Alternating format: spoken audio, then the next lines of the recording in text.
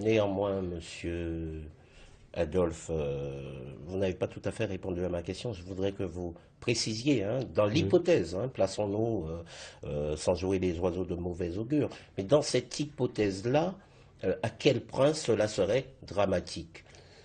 Ça serait dramatique, notamment Ça au voudrait niveau dire beaucoup de social. licenciements Ça sur le voudrait plan dire beaucoup social. de licenciements, puisque la banane, c'est quand même une activité qui emploie, C'est combien d'emplois? c'est 3 000 emplois directs et 5 000 emplois indirects.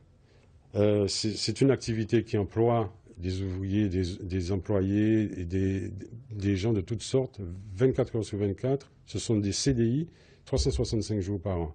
Donc, les autres cultures telles qu'on les connaît aujourd'hui n'emploient pas autant de personnes. Donc, ça serait effectivement d'une gravité sociale extrême, avec une espèce de désertification aussi de nos campagnes.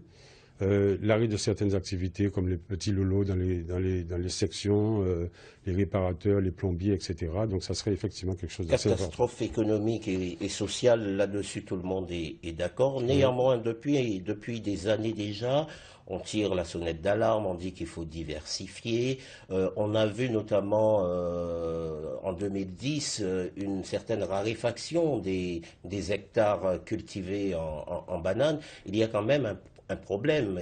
On ne va pas pouvoir ad vitam aeternam faire de la banane dans les mêmes conditions qu'aujourd'hui. Écoutez, là aussi c'est un discours qu'il faut venir sur place et voir la réalité des choses. Certes, nous avons traversé une très grande crise dans 2004-2005, mais depuis nous avons remonté la pente. Nous sommes passés de 40 000 tonnes à 75 000 tonnes cette année. Vous vous rendez compte de la projection en 5 ans. Nous avons stabilisé le nombre d'hectares à 2 000 hectares et nous produisons aujourd'hui une banane qui est reconnue, que ce soit de son point de vue de qualité gustative, en France particulièrement. Donc, on a beaucoup parlé effectivement de la reconversion, de l'arrêt de la banane. C'est vrai qu'elle a traversé une grande crise, mais je pense qu'actuellement, compte tenu de la situation, nous avons stabilisé cette activité et donc nous avons besoin du soutien de tout le monde pour pouvoir continuer à la faire parce que c'est effectivement pas chose facile. Donc il n'est même pas question d'explorer une quelconque alternative au moment où le ministre des Outre-mer dit que des gens sont d'ores et déjà missionnés pour prospecter de nouvelles niches. Alors encore quelque chose je m'excuse de l'expression, assis sous la chaise, pour ne pas dire plus, parce qu'effectivement nous apprenons donc de la part de membres du gouvernement, ministres guadeloupéens comme nous-mêmes, qu'ils ont déjà mandaté un cabinet pour pouvoir étudier cette reconversion sans nous consulter, nous professionnels. Vous vous rendez compte dans quelle logique que nous sommes? C'est une logique d'affrontement. Donc nous allons faire en sorte que nous puissions continuer à nous débattre dans cette histoire. Et quels seraient les éléments de parade? Démontrer que nous pouvons produire, démontrer que nous travaillons, démontrer que nous embauchons, démontrer que nous exportons et démontrer que nous faisons entrer de l'argent en Guadeloupe et continuer à exister. Sans exclusive d'action forte et dure si d'aventure vous les jugiez nécessaires. Si nous les jugeons nécessaires, elles seront faites. Monsieur Adolphe, sur la question de l'épandage, qui est un deuxième aspect de la déclaration du ministre, il a rappelé, et c'est vrai que Jean-Marc Ayrault l'avait déjà dit, que les ministres écologistes s'en sont ouverts également dans le cadre de plusieurs interviews. Date butoir, 2 années, et l'épandage c'est fini là-dessus. Eh bien, écoutez, ce n'est pas une nouveauté pour nous. Nous travaillons sur cet arrêt de l'épandage depuis plus de 10 ans. Si vous voyez les plans que nous cherchons à mettre en place, le bananier résistant à la cercosporiose, les débuts des recherches datent de 10 ans.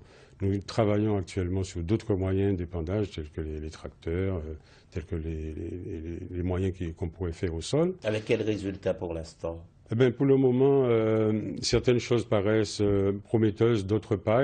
C'est pour ça que nous avons, comme nous l'avons toujours dit, besoin de temps pour faire la liaison avec d'autres moyens. Et le ministre nous a donné 2 ans. On verra effectivement dans 2 ans à quel point nous en serons dans Vous dites avoir besoin de temps.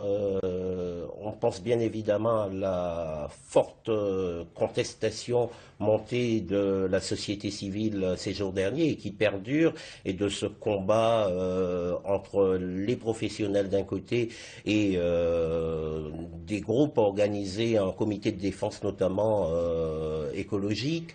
Combien de temps? Est-ce que vous avez un calendrier pour sortir de ces recherches une parade qui contrebalancerait l'épandage? Ben écoutez, nous avançons assez vite puisque nous sommes actuellement en arrêt de l'épandage par voie aérienne et nous avons commandé notamment des quads équipés de façon à pouvoir faire pas l'intégralité de la superficie, mais une bonne partie de cette superficie avec ce nouveau matériel qui va bientôt arriver en Guadeloupe. L'échéance de 2 ans, il a été donné par le Premier ministre. Nous allons nous y tenir et nous ferons en sorte qu'effectivement, au bout de 2 ans, nous arrêterons avec cette pratique. Actuellement, quelle est la prochaine étape dans les pourparlers avec le ministre des Outre-mer? Eh ben, il les a quittés. Moi, je n'étais pas sur place avec eux vendredi.